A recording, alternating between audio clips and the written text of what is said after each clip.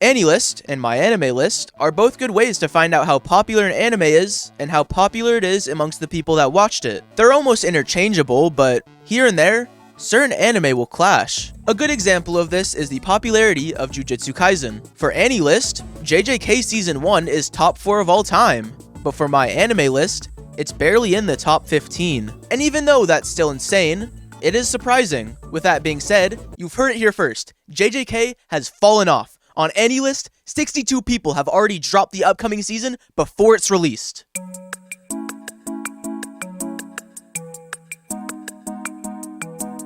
JJK is overrated. That's just a personal opinion, but if you were to ask the people of AniList, JJK is amazing. Season 1 has an average score of 85%, while Season 2 has a score of 87%. And like I've said, Season 1 is the 4th most popular of all time, but Season 2 is 79th. And that's not even mentioning the movie, which is the 5th most popular movie and has an average score of 84%. Not only that, but out of the top 5 most popular, JJK has the highest average. Numbers-wise, that doesn't just make JJK good, that makes it the best current anime besides maybe Dandadan. But even Dandadan only has 1 season at the time of recording, while JJK has 3 pieces that could potentially weigh down its score. But that's only the average score, which really shouldn't determine whether or not an anime is genuinely good. So in this video, I'm gonna be pretty bipolar.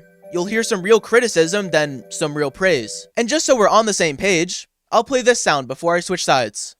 Wake up, filthy. I will be talking about 3 different parts of JJK, and although they will cross over every now and then, they'll be mostly isolated. There's also something else that should be mentioned. This is about the anime.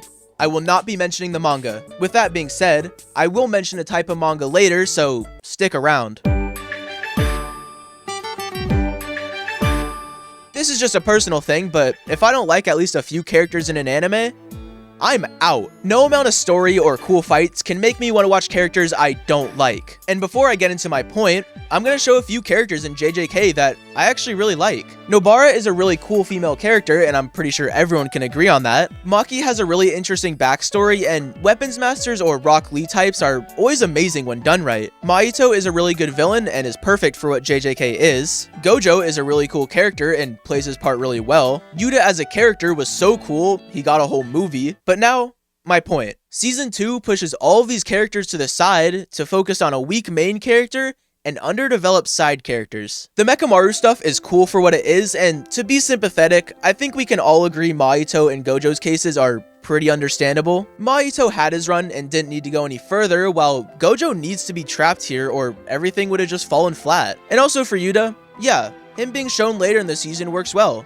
It makes sense and was well executed. But Nobara and Maki were essentially thrown away due to Itadori and a lot of the side characters being weak. You had a whole arc in season 1 where you could have made these people cool and interesting, but you didn't do it because you still had to give Itadori something to do. And you wouldn't have needed to make Itadori do something if you didn't have him watching movies. And if these side characters were interesting, it would have made Maki and Nobara getting thrown away at least forgivable, since you still have people to keep everything going. Instead, you kill people or have the illusion of them being dead simply because your main character is weak. Like, just for reference, I've watched what's released of JJK twice, and I still can't tell you what half these side characters do.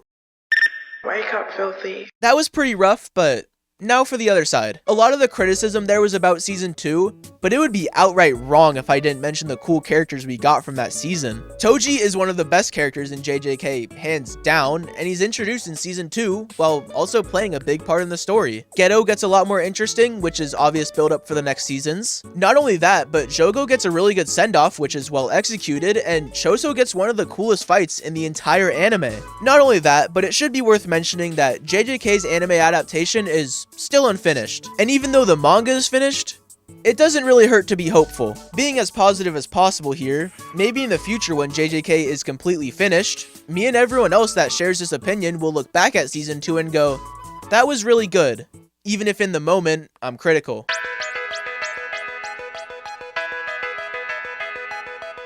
Similar with characters, if your plot or storyline isn't remotely interesting to me, I probably won't enjoy it. And when your anime in general feels like it doesn't even care about the main reason everything is happening, it leads me to wonder what we're even doing. During the Junpei arc, I don't even feel like we're doing anything. It almost feels like filler until the last few episodes. It's kind of the same thing with the Itadori training arc before it. I'm sitting there and wondering why it feels like we're not moving. And it's cause we're not. Why aren't we focusing on Itadori character growth? Why are we watching movies while this guy gets punched in the face? And if you want to say that him training is his character growth, I hope you realize how bad that is. Why are people hyping up how good this anime is when for like 6 to 7 episodes there's big missed opportunities right after each other? And in season 2, I know a lot of people hype that up for being an amazing war arc, but they fail to realize the real problem with it. It's not the fact that Gege isn't afraid to kill off any character, it's not that there's no plot armor, there 100% is. It's a way to compensate for weak characters. It's a decision that if the character itself can't be interesting, the cooler characters will die to give them growth and also to eliminate possible favorite characters the viewer can have. Oh, you like Nobara? Not anymore. You think Nanami is cool? Well, he's dead, so have fun. It makes you sad, but then you think, oh, who's gonna be my new favorite character?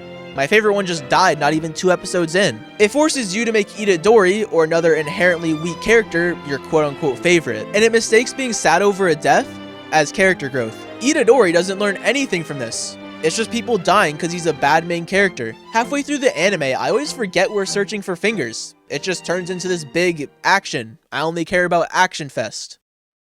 Wake up, filthy. Okay. Now for the counterpoint. A lot of the criticisms mentioned are with someone watching the show with all of their attention, but I'm gonna counteract that. Maybe JJK isn't an anime that you need to turn your brain on for. When you're watching JJK with all of your energy, you'll still get the same experience than when you're watching it on your bed before you sleep, and that's not a bad thing. There's a ton of well-respected anime that you can do that for. It's more just something that you should be wary of. Don't walk into JJK expecting this immaculate experience where you're giving 100% of your attention to one thing. I hate that Junpei arc, but when I'm sitting in my bed, I don't mind. When Itadori is watching movies, he's just like me for real. But in the end, it still kind of ties back to my point of it being overrated. I might enjoy it before I go to sleep, but I'll never understand why people will watch the new episode, then feel the need to type in every comment section what just happened. But at the end of the day, that might just be some weird fans, and it's not a fair point against the show. And even though I might not like some of the arcs in the show, like that Junpei arc, the story moves fast enough to where I'm only really sitting through maybe 3 episodes before it's something new. And that's not to mention that hidden inventory is insanely solid and accomplishes its goal perfectly.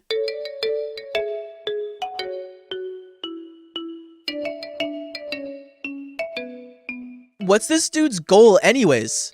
To make sure people die right? Maybe I just can't get behind it, or I'm used to higher stakes, but all the same, it still doesn't click for me. When your goal is small, and kinda gets forgotten in season 2, it leads the viewer to not really care about it. And typically in anime, and in media in general, the goal is what drives the story forward. But when you have a goal that even the story doesn't care about, it leads the viewer to not really care, and in turn wonder why they're even watching the anime to begin with. If you're not caring about the purpose, the viewer doesn't have a reason to keep watching.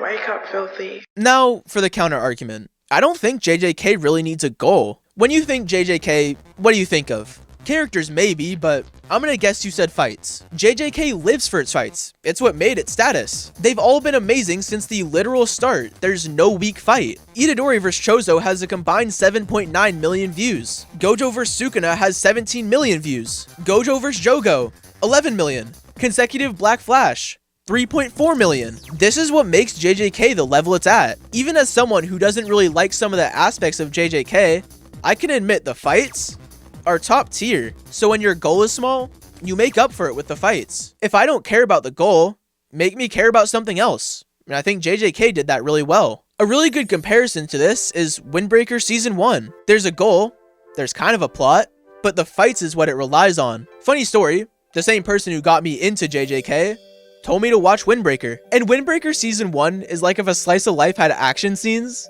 Like it's amazing. So if I'm enjoying Windbreaker, which seems to rely on its fights, why criticize JJK for it?